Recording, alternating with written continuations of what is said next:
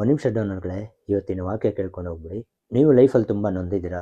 ನನಗೆ ಯಾಕೆ ಇನ್ನೂ ಕಾಯಿಲೆ ವಾಸಿ ಆಗ್ತಾಯಿಲ್ಲ, ನನಗೆ ಯಾಕೆ ಇನ್ನೂ ಮದುವೆ ಆಗ್ತಾಯಿಲ್ಲ, ನನಗೆ ಯಾಕೆ ಇನ್ನೂ ಕೆಲಸ ಸಿಗ್ತಾಯಿಲ್ಲ, ನನ್ನ ಪ್ರೀತಿಸಿದ ಹುಡುಗಿ ನನಗೆ ಯಾಕೆ ಸಿಗ್ತಾಯಿಲ್ಲ, ನಾನು ಯಾಕೆ ಸಾಲ ತೀರ್ಸೋಕ್ಕಾಗ್ತಾಯಿಲ್ಲ, ಈ ಥರ ಹಲವಾರು ಗೊಂದಲಗಳು ನಿಮ್ಮಲ್ಲಿದೆ ಅಲ್ಲ. ಹಾಗಿದ್ರೆ ಇವತ್ತಿನ ಈ ವಾಕ್ಯ ನಿಮಗೋಸ್ಕರ. ಇವತ್ತಿನ ಶುಭ ಸಂದೇಶದಲ್ಲಿ ಈ ರೀತಿ ಹೇಳ್ತಿದೆ.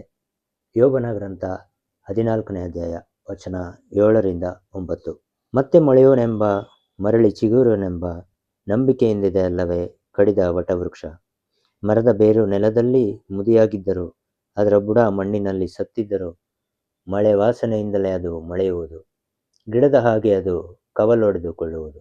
ನಾವೆಲ್ಲ ಎಷ್ಟೋ ತೊಂದರೆಗಳಿಂದ, ಈಗ ಹೇಳ್ದಂಗೆ ಅನಾರೋಗ್ಯ ಇರ್ಬೋದು, ನಿರುದ್ಯೋಗ, ಮಾಡಿರೋ ಸಾಲ ಕಟ್ಟಾಗ್ತಾಯಿಲ್ಲ, ಪ್ರೀತಿಸಿದ ಹುಡುಗಿ ಸಿಗ್ತಾಯಿಲ್ಲ, ಕುಟುಂಬಗಳಲ್ಲಿ ಶಾಂತಿ ನೆಮ್ಮದಿ ಇಲ್ಲ, ಮದುವೆ ಆಗಿದ್ದರೂ ಗಂಡ ಹೆಂಡತಿ ಬೇರೆ ಬೇರೆ ಇದ್ದಾರೆ, ಜೊತೆಗಿದ್ದ ಸ್ನೇಹಿತರೆ ಬೆನ್ನಿಂದ ಚೂರಿ ಹಾಕಿದ್ದಾರೆ, ಮಕ್ಕಳಾಗ್ತಾಯಿಲ್ಲ. ಇಷ್ಟೆಲ್ಲ ಇದ್ದಾಗ ನಮಗನ್ಸುತ್ತೆ ನಮ್ಮ ಜೀವನ ಅಷ್ಟೇ, ಬಿದ್ದೋಗಿರೋ ಮರದ ಥರ ನಮ್ಮ ಜೀವನ.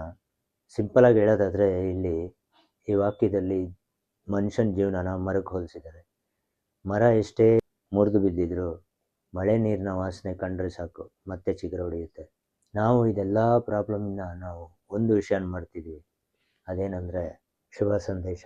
ಎಸ್, ಈ ದೇವರ ವಾಕ್ಯನ ನಮ್ಮ ಜೀವನದಲ್ಲಿ ಒಂದು ಸತಿ ಅಳವಡಿಸ್ಕೊಂಡ್ರೆ ಸಾಕು. ಯು ಕಾಂಟ್ ಇವನ್ ಇಮ್ಯಾಜಿನ್ ನಿಮ್ಮನ್ನ ಎಲ್ಲಿಗೆ ಕರ್ಕೊಂಡು ಹೋಗುತ್ತೆ ಅದು ಅಂತ. ಇದು ಒಣಗಿರೋ ಮರ, ಇದು ಬಿದ್ದೋಗಿರೋ ಮರ ಆದರೆ ಇದೇ ಆ ನೀರು. ಒಂದು ಸತಿ ಇದು ನಮ್ಮಲ್ಲಿ ಎಂಟ್ರ್ ಆದರೂ ಅಂದರೆ ನಮ್ಮನ್ನು ಯಾರೂ ತಡೆಯೋಕ್ಕಾಗಲ್ಲ. ಜಸ್ಟ್ ಇಮ್ಯಾಜಿನ್, ದೇವ್ರ ವಾಕ್ಯ ಅನ್ನೋದು ನಮ್ಮ ಜೀವನದಲ್ಲಿ ಬಂದರೆ ಈ ಅನಾರೋಗ್ಯ, ಈ ನಿರುದ್ಯೋಗ, ಈ ಸಾಲಬಾಧೆ ಏನೇನಿದೆಯೋ ಅದೆಲ್ಲ ನಮಗೆ ಮಾತ್ರ ದೊಡ್ಡದಷ್ಟೇ. ಆ ದೇವ್ರಿಗೆ ಇವೆಲ್ಲ ಲೆಕ್ಕನೇ ಇಲ್ಲ. ಜಸ್ಟ್ ಹಿಂಗೆ ಅನ್ನೋಷ್ಟರಲ್ಲಿ ಎಲ್ಲ ಸಾಲ ಹೋಗ್ಬಿಡುತ್ತೆ. ಹಾಗಾಗಿ ನಮ್ಮ ಜೀವನದಲ್ಲೂ ನಾವು ಇದನ್ನು ಅಳವಡಿಸ್ಕೊಳ್ಳೋಣ, ಆಗ ನಮ್ಮ ಬೆಳವಣಿಗೆ ಹೇಗಿರುತ್ತೆ ಅಂತ ನೋಡಿ. ಸೊ ಖಂಡಿತ ಈ ದೇವ್ರ ವಾಕ್ಯ ಅನ್ನೋದು ಜೀವನದಲ್ಲಿ ಬಂದರೆ ಎಲ್ಲರಿಗೂ ಒಳ್ಳೆಯದಾಗೇ ಆಗುತ್ತೆ.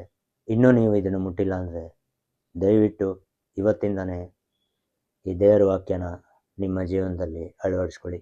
ಇವತ್ತಿನ ಈ ವಾಕ್ಯ ನಿಮ್ಮ ಮನೆ ಹಾಗೂ ಮನ ಮುಟ್ಟಿದೆ ಅನ್ಕೋತೀನಿ. ವಿಡಿಯೋ ಇಷ್ಟ ಆದರೆ ದಯವಿಟ್ಟು ಅಕೌಂಟ್ನ ಫಾಲೋ ಮಾಡ್ಕೊಳ್ಳಿ, ಆದಷ್ಟು ಎಲ್ಲರಿಗೂ ಶೇರ್ ಮಾಡಿ, ಮತ್ತು ಕಮೆಂಟಲ್ಲಿ ಆಮೇಲೆ ಅಂತ ಟೈಪ್ ಮಾಡೋದನ್ನ ಮರಿಬೇಡಿ ಅಂತ ಹೇಳ್ತಾ ಇವತ್ತಿನ ವಿಡಿಯೋನ ಮುಗಿಸ್ತಾ ಇದ್ದೀನಿ. ಮತ್ತೆ ಇನ್ನೊಂದು ವಾಕ್ಯದೊಂದಿಗೆ ನಿಮ್ಮ ಮುಂದೆ ಬರ್ತೀನಿ. ಅಲ್ಲಿವರೆಗೂ take care, keep smiling, have a blessing day. ಸಿಗೋಣ.